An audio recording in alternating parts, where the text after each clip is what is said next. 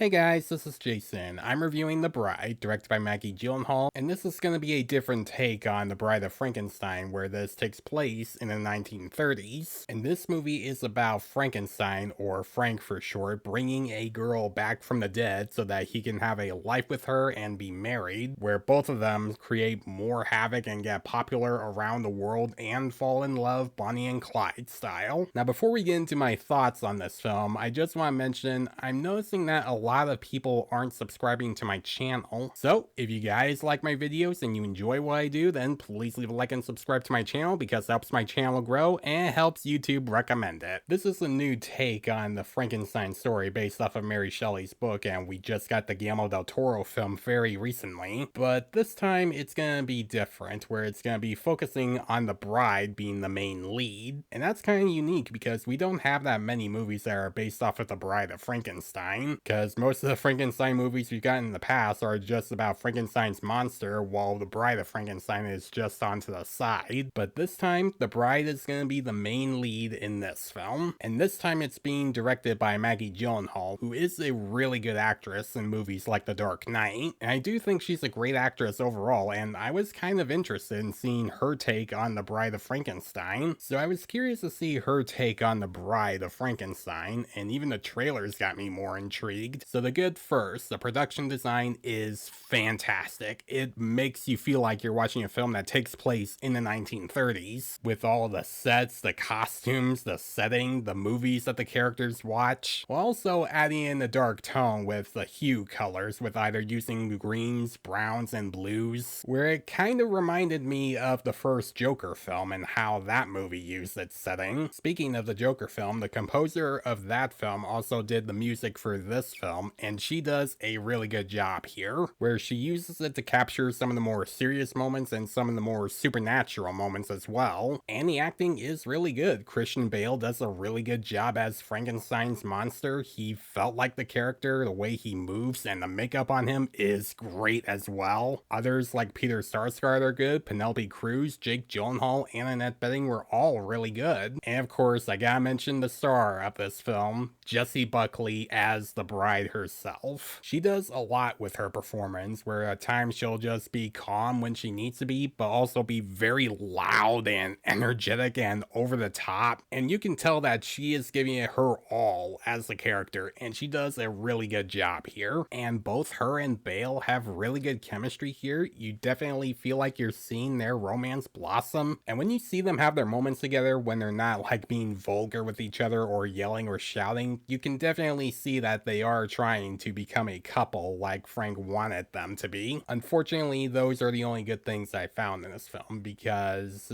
I thought this movie was a mess, where at times it just feels like it doesn't know what it's trying to be. Like, it doesn't know if it's trying to be a serious psychological drama where two characters are falling in love but also doing some really bad stuff, or it would go in a more lighthearted tone where it'll have like campy 1930s music playing in the background. And when it tries to mix with a dark tone, it doesn't really work. They don't feel like that they are working together like they did in the Joker film. I know this movie's not trying to be like Joker, but when you watch the film, you can't help but think of the similarities. And this movie has some moments that gave me some questions. Not the good kind where I want to learn about what those questions are supposed to mean, but the kind where I'm like, wait, what? Like, why are we doing this? Like, how is this supposed to make sense? And what I mean by that is that you have scenes where either the bride is talking to herself or just dreaming. She would see one character that only she can see and talk to. And when that started happening, I thought it was going to be like a big part for the film, but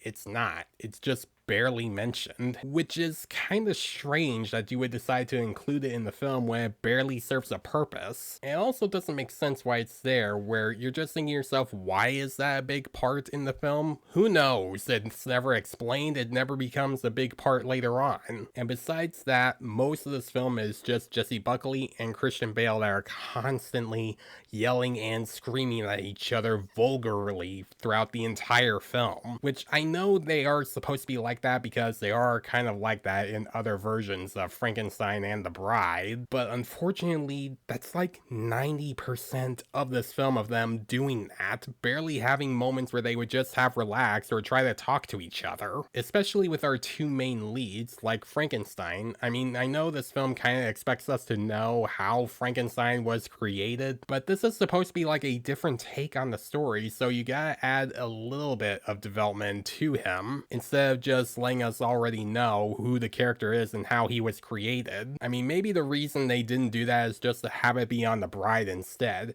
but even she feels underdeveloped. You only learn a little bit about who she was in the opening before she dies, and you don't really get a whole lot. You don't get to learn much about her life or her job or the people that she knows, except for one that's constantly on her trail. And it's this one cop character that she doesn't remember, but he does remember her, played by Peter Skarsgard, who is looking for the Bride and is trying to arrest her and not kill her, even though she's kinda already dead. And there's really not enough to that story to get you invested in these characters and wonder why he wants to find her and just help her. Where if you barely learn any of that development and you don't care, then this movie didn't show any development in that subplot. The Bride, for me, is a mixed bag. It has some great moments, like really good acting, really good production design, and a great score, but what keeps it from being a really good movie is having a lack of character development, an uninteresting story that's just a bunch of screaming and yelling, lack of emotion for other characters that are trying to get involved, where it just all ends up making this film feel like a mess. Now, I do think Maggie Gyllenhaal is a really good actress, and I'm looking forward to seeing what else she stars in the future, and I am interested in seeing what else she directs. You can tell that she was really trying to make this movie feel different and unique, and for that part, I think she did do a good job, even if the story isn't the greatest. So we'll have to see what else she does in the future, and hopefully her next film is better, but I will say this, it's better than Joker Folie à Deux. I'm gonna give The Bride a C+. So guys, if you have seen The Bride, what do you think about it? And as always, if you like this video, then please leave a like and subscribe to my channel so you don't miss a thing, because it helps my channel grow. Hit the notification bell so you know what other videos I'm posting. Follow me on Facebook and Instagram. Thanks for watching guys, and I'll see you in the next one.